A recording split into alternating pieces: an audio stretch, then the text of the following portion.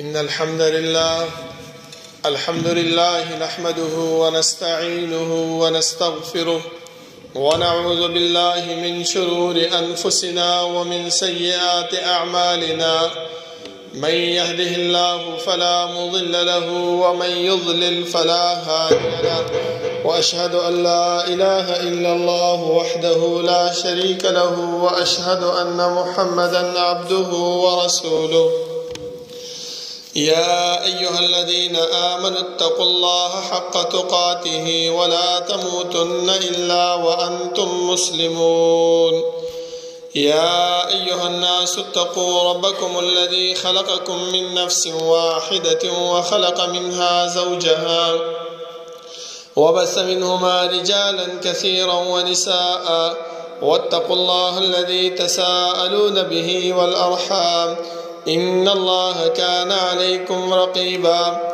يا أيها الذين آمنوا اتقوا الله وقولوا قولا سديدا يصلح لكم أعمالكم ويغفر لكم ذنوبكم، ومن يطع الله ورسوله فقد فاز فوزا عظيما. أما بعد، فإن خير الحديث كتاب الله، وخير الهدي هدي محمد صلى الله عليه وسلم، وشر الأمور محدثاتها، وكل محدثة بدعة، وكل بدعة ضلالة، وكل ضلالة في النار. أعوذ بالله من الشيطان الرجيم. بسم الله الرحمن الرحيم. قاف والقرآن المجيد، بل عجبوا أن جاءهم منذر منهم فقال الكافرون هذا شيء عجيب. أإذا متنا وكنا ترابا ذلك رجع بعيد. قد علمنا ما تنقص الأرض منهم وعندنا كتاب حفيظ. بل كذبوا بالحق لما جاءهم فهم في أمر مريج. أفلم ينظروا إلى السماء فوقهم كيف بنيناها وزيناها وما لها من فروج. والأرض مددناها وألقينا فيها رواسي وأنبتنا فيها من كل زوج بهيج، تبصرة وذكرى لكل عبد منيب. ونزلنا من السماء ماء مباركا فأنبتنا به جنات وحب الحصيد، والنخل باسقات لها طلع نضيد، رزقا للعباد، وأحيينا به بلدة ميتا كذلك الخروج. كذبت قبلهم قوم نوح وأصحاب الرس وثمود وعاد وفرعون وإخوان لوط وأصحاب الأيكة وقوم تبع كل كذب الرسل فحق وعيد. أفعينا بالخلق الأول بل هم في لبس من خلق جديد. ولقد خلقنا الإنسان ونعلم ما توسوس به نفسه ونحن أقرب إليه من حبل الوريد. إذ يتلقى المتلقيان عن اليمين وعن الشمال قعيد. ما يلفظ من قول إلا لديه رقيب عتيد. وجاءت سكرة الموت بالحق ذلك ما كنت منه تحيد. ونفخ في الصور ذلك يوم الوعيد. وجاءت كل نفس معها سائق وشهيد. لقد كنت في غفلة من هذا فكشفنا عنك غطاءك فبصرك اليوم حديد. وقال قرينه هذا ما لدي عتيد. ألقيا في جهنم كل كفار عنيد مناع للخير معتد مريب. الذي جعل مع الله إلها آخر فألقياه في العذاب الشديد. قال قرينه ربنا ما أطغيته ولكن كان في ضلال بعيد. قال لا تختصموا لدي وقد قدمت إليكم بالوعيد. ما يبدل القول لدي وما أنا بظلام للعبيد. يوم نقول لجهنم هل امتلأت وتقول هل من مزيد. وأزلفت الجنة للمتقين غير بعيد. هذا ما توعدون لكل أواب حفيظ. من خشي الرحمن بالغيب وجاء بقلب منيب ادخلوها بسلام ذلك يوم الخلود لهم ما يشاءون فيها ولدينا مزيد وكم أهلكنا قبلهم من قرن هم أشد منهم بطشا فنقبوا في البلاد هل من محيص إن في ذلك لذكرى لمن كان له قلب أو ألقى السمع وهو شهيد ولقد خلقنا السماوات والأرض وما بينهما في 6 أيام وما مسنا من لغوب فاصبر على ما يقولون وسبح بحمد ربك قبل طلوع الشمس وقبل الغروب ومن الليل فسبحه وأدبار السجود واستمع يوم ينادي المناد من مكان قريب يوم يسمعون الصيحة بالحق ذلك يوم الخروج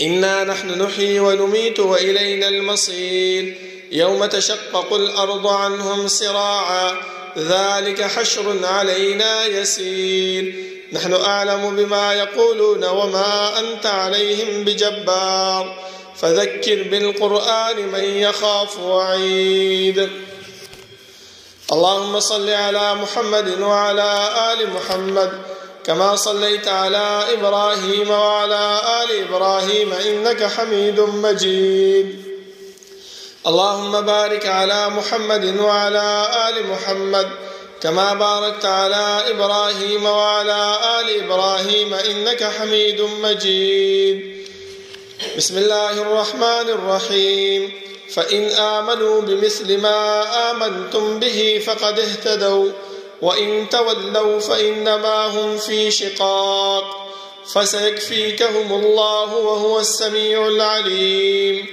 وقال تعالى إلا تنصروه فقد نصره الله إذ أخرجه الذين كفروا ثاني اثنين إذ هما في الغار إذ يقول لصاحبه لا تحزن إن الله معنا فأنزل الله سكينته عليه وأيده بجنود لم تروها وجعل كلمة الذين كفروا السفلى وكلمة الله هي العليا والله عزيز حكيم دا الله رب العالمين حمد و ثناء او جناب محمد رسول الله صلى الله عليه وسلم باندې درود و سلام نه بعد زما معزز و محترم الله رب العالمین چې موږ د دنیا کې پیدا کړی یو زموږ د پیدایش مقصد هغه محمل او عبث نه و بلکې الله رب العالمین موږ څه مقصد د پاره د دنیا ته را لېږلی یو چې هغه مقصد الله رب العالمین موږ د قران کریم کې هم بیان کړی دی او د جناب محمد رسول الله صلی الله علیه وسلم په خپل باندې هم راته بیان کړی دی زما محترمو الله رب العالمین چې دا دنیا پیدا کړې ده نو د دې دنیا کې د دې دنیا پیدا کولو غرض او مقصد هغه هم داو چې د الله رب العالمین بندگی د الله رب العالمین اطاعت او د الله رب العالمین بندگی وکړي شي ځکه الله رب العالمین چې دا دومره کائنات او دومره مخلوقات پیدا کړی دي نو خامخا هغه دا غواړي چې دا هغه شکریا ادا کړي شي ځکه دا د دنیا ماحول هم دی چې کله کوم یو انسان په دې دنیا کې ښه کار وکړي یا یو ښه شی جوړ کړي نو د هغه په زړه کې دا خبره راشي چې یاره یو مشر ته زه دا وښیم او هغه مشر ویني او ما زما شکریا ادا کړي ما ته ښه والی ووایي نو د دې د وجې نه الله رب العالمین دا دنیا پیدا کړله او د دنیا دا نظام یې وچلولو خو ورسره موږ ته دا هم وفرمایل چې انسانانو چې الله رب العالمین اطاعت او د الله رب العالمین شکریا هغه څنګه ده د هغې دپاره موږ ته الله رب العالمین پیغمبر صلی الله علیه وسلم راولېږلو او د هغې پیغمبر صلی الله علیه وسلم په زندګۍ کې د هغې په وخت تیرولو کې روزمره ژوند کې چې موږ مطالعه وکړو موږ چې هغه وګورو نو الله رب العالمین شکریا او د الله رب العالمین هغه اطاعت هغه موږ ته معلومیږي ځکه یو ورځ رسول الله صلی الله علیه وسلم مانځه باندې ولاړو او دومره ودرېدو چې د خپل پنډۍ مبارکې چې ډېر د ودرېدو نه وپړسېدلې صحابه کرامو تپوس وکړو چې د الله رسوله صلی الله علیه وسلم چې ته الله رب العالمین ستا مخکنی او وروستنی ټول ګناهونه معاف کړي دي او بیا هم ته دومره د الله اطاعت او بندگی کې د الله رب العالمین تابعداري کې، نو هغه ورته وفرمایل چې افلا اكون عبدا شکورا، آیا الله رب العالمین په ما باندې دومره لوی احسان کړی دی، دومره په ما باندې مهرباني کړې ده چې زما ګناهونه ټول معاف کړي دي، نو آیا ماله پکار نه دي چې د دې احسان او د دې شکریه بدله زه د الله رب العالمین په بندګۍ او د هغې په اطاعت باندې ورکم؟ نو موږ ته هم پکار دي زما محترمو چې الله رب العالمین موږ باندې احسان کړی دی، الله رب العالمین موږ باندې خپل فضل کړی دی چې موږ له صحیح جسم او صحیح بدن را کړی دی، الله رب العالمین موږ له ښه پویه را کړې ده، نو د دې صحیح بدن او د دې صحیح جسم او د دې صحیح پویه شکریه ساده کو، موږ د الله رب العالمین بندگی او د الله رب العالمین اطاعت کو. ځکه صحابه کرامو چې کله د رسول الله صلی الله علیه وسلم باندې ایمان راوړو نو هغه خپل تپوس کوي چې د الله رسوله ما خو ایمان راوړو او څه چلو کوم؟ نو پیغمبر صلی الله علیه وسلم فرمایي ثم استقم، بیا په دې ایمان باندې ځان مضبوط کا، منګوله ولګه، کلک ودرېږه، دا نه چې په هغې باندې ته شي په لږو پیسو باندې یا لږ خبرو باندې یا لږ لالچ باندې ته وښویږي او خپل ایمان هغه پرېږدي. ځکه تاسو ته یو مثال در کوم چې رسول الله صلی الله علیه وسلم کله چې د بدر په میدان باندې ولاړو او د الله رب العالمین نه دعا کوله، سوال کوله او جړلې، ابو بکر رضی الله عنه راغی او ته ویل چې د الله رسوله ته الله رب العالمین د دومره الحاح وکړو، الله رب العالمین ستا دا دعا لازما او ضرور قبلوي. بیا رسول الله صلی الله علیه وسلم د خپل خیمې نه راووتو او د خپل د ملګرو تپوس کوي، د هغو حال احوال اخلي چې آیا زمونږ دا ملګري ما سره څنګه دي ولاړ دي او که نه دي ولاړ. نو چې کله تپوس شروع کو په مهاجرو کې ابو بکر رضی الله عنه پاسېدو، هغه خسته خبرې وکړلې، همدغه شانتې عمر رضی الله عنه هغه هم پاسېدو او خسته خبرې وکړلې. بیا مقداد رضی الله عنه هغه را پاسېدو، هغه ورته وفرمایل چې د الله رسوله صلی الله علیه وسلم چې موږ د هغه بني اسرائیلو غوندې نه یو چې هغه موسی علیه السلام ته ویلي چې اذهب انت وربک فقاتلا انا هاهنا قاعدون، ته او ستا رب لاړ شئ هغو سره وجنګېږئ، موږ دلته ناست یو انتظار کوو چې کله جنګ خلاص شي بیا موږ ته ووایه. ولیکن موږ چې یو موږ به تا سره ولاړ یو، که ته موږ په هر طرف باندې لېږې زموږ ځان تا نه قربان دی، که په کوم طرف هم چې ته لېږې په کوم طرف هم ته تشکیل کې په هغه طرف موږ روانېږو. رسول الله صلی الله علیه وسلم په دې دغه باندې ډېر زیات خوشحاله شو. بیا الله رب العالمین د دې د وجې نه د دې صحابه کرامو په تابعدارۍ باندې د دیو په اتباع باندې دیو چې په کومه لار باندې روان شوي دي په هغه لار باندې چې انسان روان شي، نو الله رب العالمین فرمایي چې فإن آمنوا بمثل ما آمنتم به فقد اهتدوا.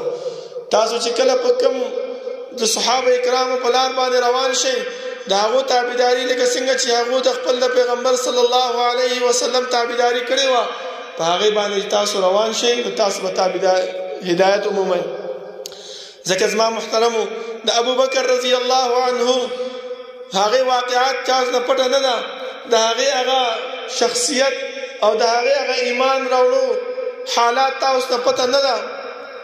ځکه چې کوم وخت کې چې د رسول الله صلی الله علیه وسلم دعوت ورکو بغیر د چون چرانه هغه چې دی نو هغه دعوت قبول کو.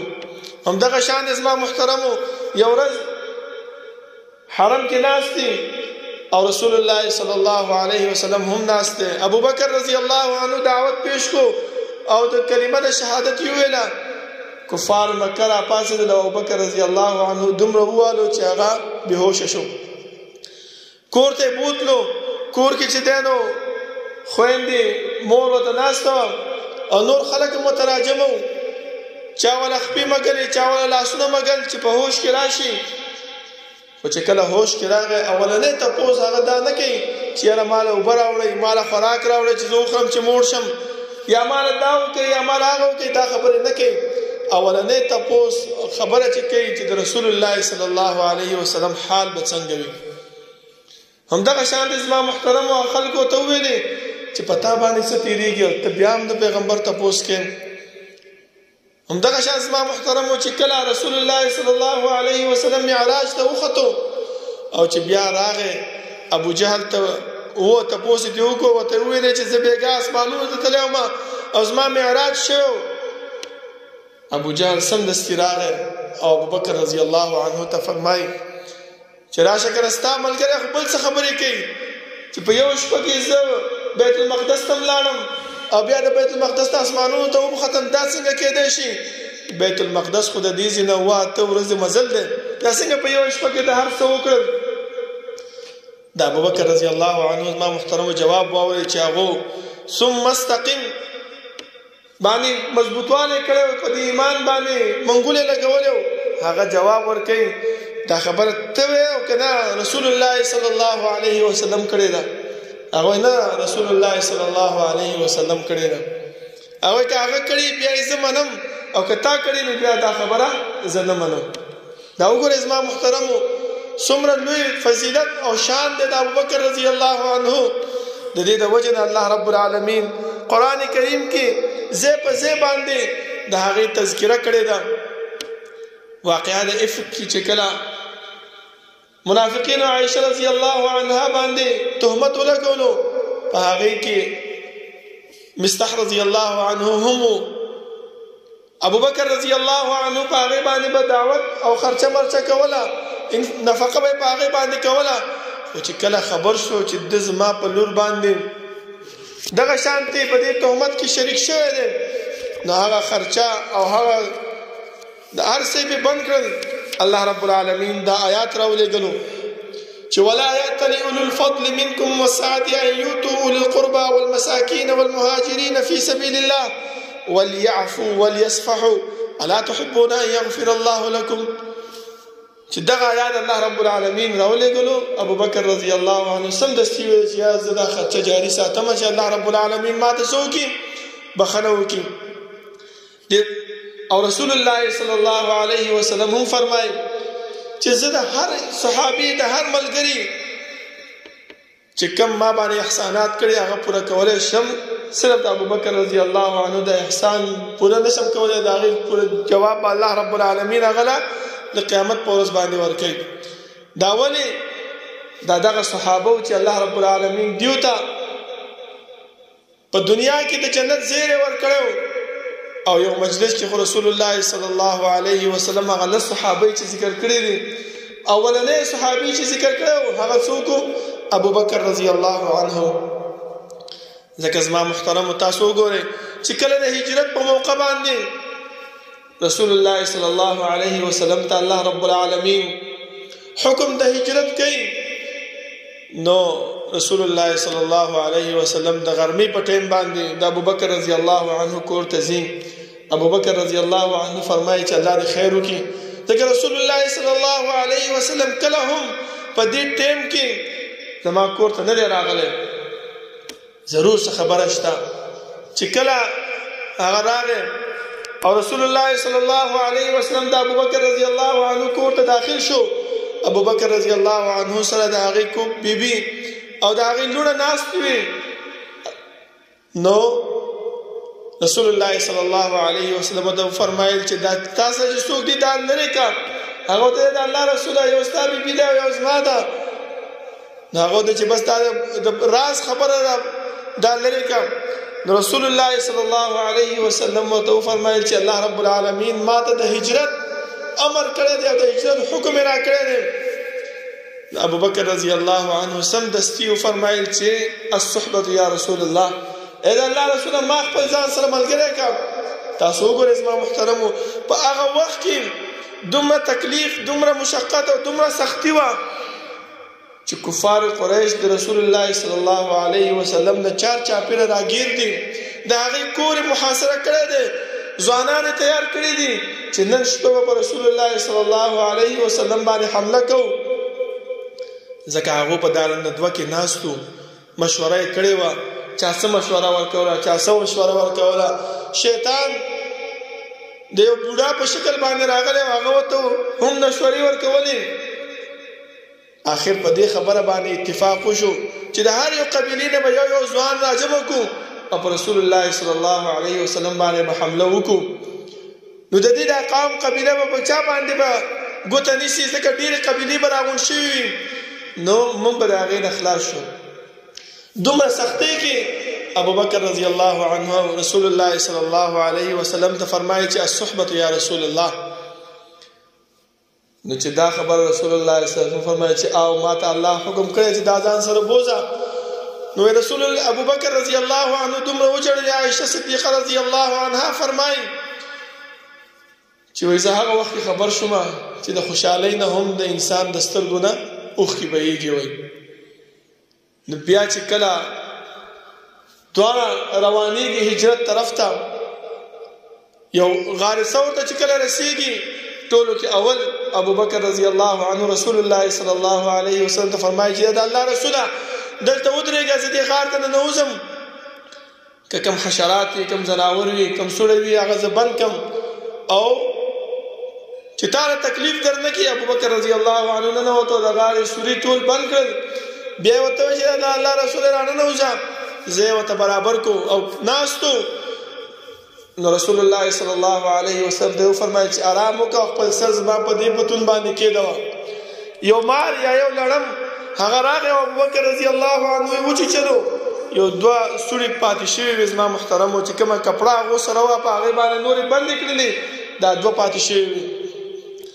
دومره زیات تکلیف و ابوبکر رضی الله عنه ته، لیکن هغه تکلیف په ځان باندې برداشت کوو. خو رسول الله صلی الله علیه وسلم خوب هغه خراب نه کړی شو، تر دې پورې چې د ابوبکر رضی الله عنه د سترګو نه اوښکې روانې شوې او هغه اوښکه د رسول الله صلی الله علیه وسلم په بدن باندې وغورځېده. نو رسول الله صلی الله علیه وسلم راپاڅېدو. زما محترمو، دغه هغه حالات دي، دا هغه واقعات دي چې په دې باندې دې صحابه جنت ګټلې او په دې باندې دې صحابه د الله رب العالمین رضا او د الله رب العالمین مغفرت په ګټلې. او زما محترمو، ځکه رسول الله صلی الله علیه وسلم هغه فرمایل یو جیش ولېږلو او ورته یې وفرمایل چا ته تپوس وکړو چې ای د الله رسوله ای الناس احب الیک، تا ته ډېر زیات محبوب ترین سړی څوک دی؟ قال عائشه. فقلت من الرجال، د سړونو نه څوک دی؟ قال ابوها. قال ثم من؟ قال ثم عمر. فعد رجالا، نور کسان یې وشمارل. تاسو وګورئ په سړو کې اولنې ته د محبت لړۍ او د محبت سړی چې رسول الله صلی الله علیه وسلم هغه ښودلی دی، هغه څوک دی؟ ابوبکر رضی الله عنه دی. دغه ابوبکر رضی الله عنه چې کله رسول الله صلی الله علیه وسلم وفات کیږي، د هغې نه وروسته چې دته کم نبوت دغه خلافت ملاویږي، د هغه خلافت تذکره تاسو وګورئ چې کله صحابه خلک د زکات نه انکار وکړو او زکات نه ورکولو، نو ابوبکر رضی الله عنه د هغې سره مقابله شروع کړله. وایي چې کوم یو شی تاسو د رسول الله صلی الله علیه وسلم په زمانه کې ورکولو او اوس نه ورکوئ، نو زه به تاسو سره په هغې باندې څه کوم؟ جهاد کوم. عمر رضی الله عنه ورته وویل چې ابوبکر دا ته څه کوې؟ په دې باندې خو رسول الله صلی الله علیه وسلم موږ منع کړي وو. ولې؟ فرمایلی دی چې زه به دې خلکو سره جهاد کوم تر هغه وخته پورې چې دیو کلمه د شهادت ووایي او اشهد ان لا اله الا الله وان محمد رسول الله. او دا خلک خو مؤمنان دي، کلمه یې ویلې ده، بیا ته څنګه دیو سره جهاد کې؟ هغه ورته ویلې چې که چېرته دیو د دین یو حکم هم نه مني، د هغه حکم نه منلو باندې به زه دیو سره څه کوم؟ جهاد کوم. راځئ ګورو نن سبا موږ خپل حالات ته خپل ګریوان کې سوچ وکړو چې موږ څنګه ژوند تېرو. موږ د رسول الله صلی الله علیه وسلم هغه احکامات په خپل زندګۍ کې راوستي دي او که نه دي راوستي؟ یو حکم ورکوټه حکم او که غټ حکم د هغې نه موږ ځان وروستو کوو. ولې؟ ځکه هغه خوف هغه للهیت چې کوم د صحابو په ذهنونو کې موجود و هغه زموږ کې نشته دی. ځکه خو ابوبکر رضی الله عنه یو ورځ رسول الله صلی الله علیه وسلم خواته راغی او ته فرمایي چې الله رسوله موږ منافقین شو. هغه ته چې ولې وایي چې کله ستا مجلس کې ناست یو نو یو رنګ حالات را باندې او چې کله ستا د مجلس نه بهر وځو نو بل رنګ حالات شي را باندې. نو رسول الله صلی الله علیه وسلم فرمایي که چېرته زما په مجلس کې او بهر یو رنګ حالات په تاسو باندې راشي نو تاسو سره به ملائک لاسونه ملاو کړي. نظام محترم وګورئ مونږ خو چې کله دین بیانېږي درس راته کېږي قرآن او حدیث بیانېږي هم هغه شانتې حالات را باندې چې کم د هغې نه بهر یو. ولې زمونږ په زړونو کې هغه للهیت او هغه خوف د الله رب العالمین نشته دی. ځکه زما محترمو دې صحابه کرامو چې څومره کوششونه او څومره محنت د الله رب العالمین په دین باندې کړی دی څومره ځان ستړی کړی په هغې باندې نو هغه بیانول نشي کېدلی. ځکه الله رب العالمین د دې په باره کې همدغه فرمایي چې فإن آمنوا بمثل ما آمنتم به فقد اهتدوا وإن تولوا فإنما هم في شقاق. که چېرته تاسو د دې د اعمالو نه او د دې د کارونو نه د دې د محنت نه اعراض وکړو او په هغې په لار باندې روان نه شوئ فإنما هم في شقاق یقینا تاسو بدبخت یې. اوس وګورئ او رسول الله صلی الله علیه وسلم فرمایي چې علیکم بسنتي وسنة الخلفاء الراشدین المهدیین.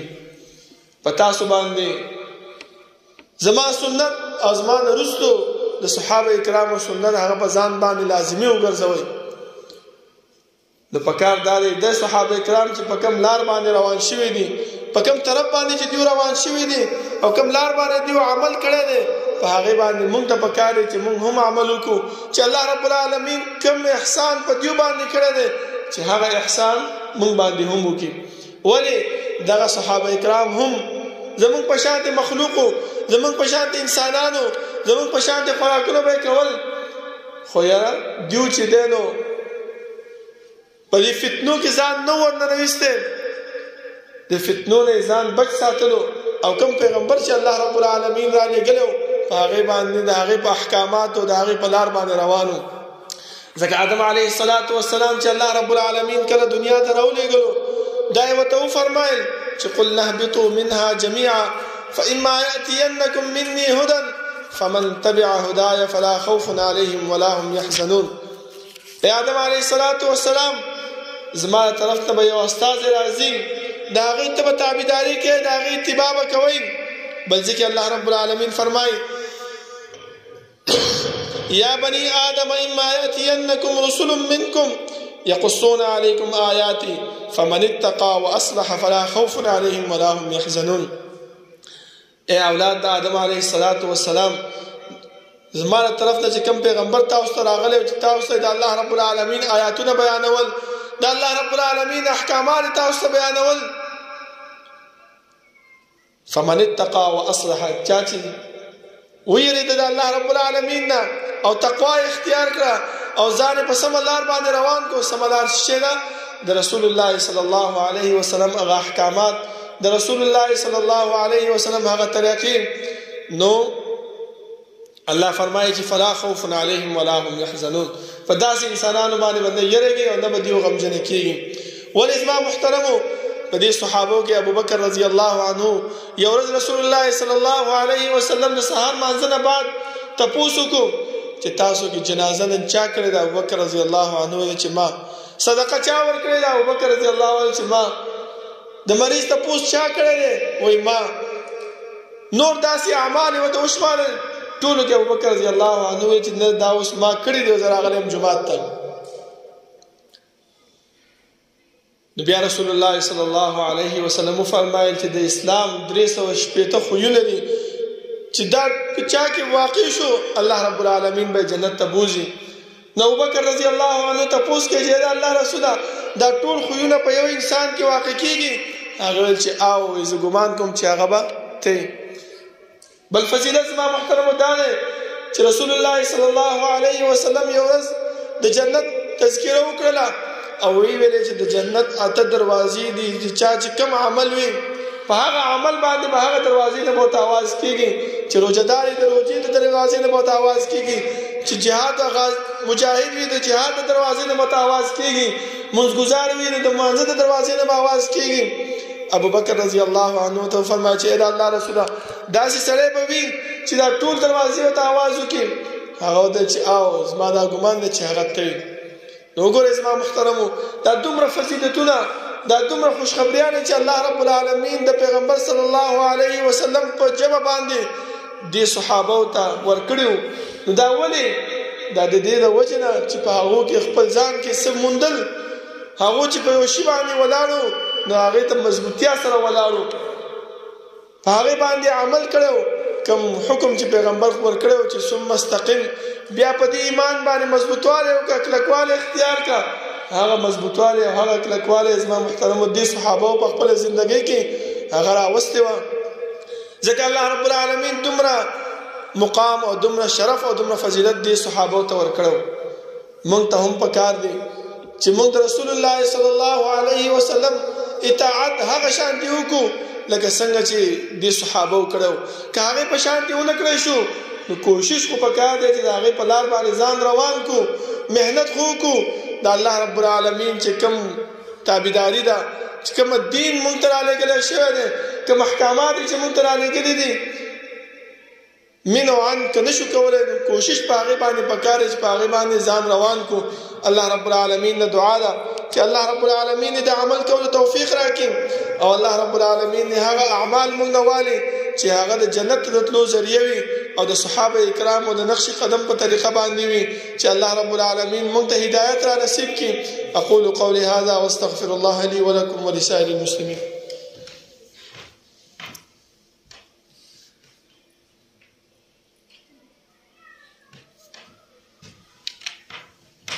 إن الحمد لله نحمده ونستعينه ونستغفره ونعوذ بالله من شرور أنفسنا ومن سيئات أعمالنا من يهده الله فلا مضل له ومن يضلل فلا هادي له وأشهد أن لا إله إلا الله وحده لا شريك له وأشهد أن محمدا عبده ورسوله يا أيها الذين آمنوا اتقوا الله حق تقاته ولا تموتن إلا وأنتم مسلمون يا أيها الناس اتقوا ربكم الذي خلقكم من نفس واحدة وخلق منها زوجها وبث منهما رجالا كثيرا ونساء واتقوا الله الذي تساءلون به والأرحام إن الله كان عليكم رقيبا يا أيها الذين آمنوا اتقوا الله وقولوا قولا سديدا يصلح لكم أعمالكم ويغفر لكم ذنوبكم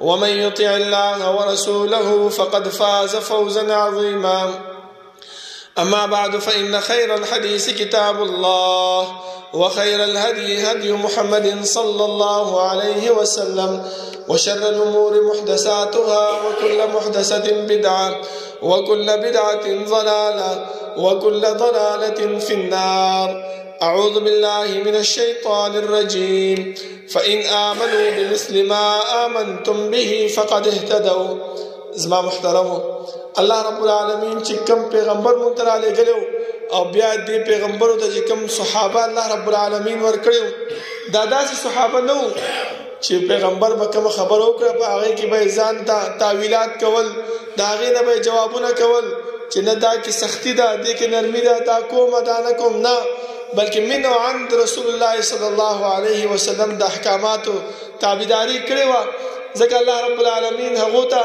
په دنیا کې د جنت زیره ورکړو ځکه الله رب العالمین دا هغه ناراضي شيو الله فرمایي چې رضی الله عنهم ورضوا عنه الله رب العالمین د دیو ناراضي دي او دیو د الله رب العالمین ناراضي دي نو مونږ ته هم دا پکار دي زما محترمو چې مونږ هم د الله رب العالمین چې کوم دین مونږ ته راغلي دي کوم احکامات چې مونږ ته راغلي دي کوم پیغمبر چې مونږ ته راغلي دي په هغه باندې مونږ هم عمل وکړو ځکه الله رب العالمین دې تابعداري ته د خپل محبت سره تړلې چې ان کنتم تحبون الله فاتبعوني که الله رب العالمین سره محبت کول غواړي یا دا غواړي چې الله تاسو سره محبت وکړي نو د دې پیغمبر تابعداري د هغه په لار باندې روان شي دا الله رب العالمین د دعا ده چې الله رب العالمین د عمل کولو توفیق راکړي او الله رب العالمین دې هغه اعمال مونږ نه والي چې هغه زمونږ د جنت ته د ذریعه وي او زمونږ د کامیابی ذریعه وي.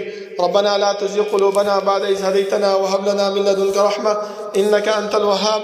ربنا اغفر لنا ولإخواننا الذين سبقونا بالإيمان ولا تجعل في قلوبنا غلا للذين آمنوا ربنا إنك رؤوف رحيم.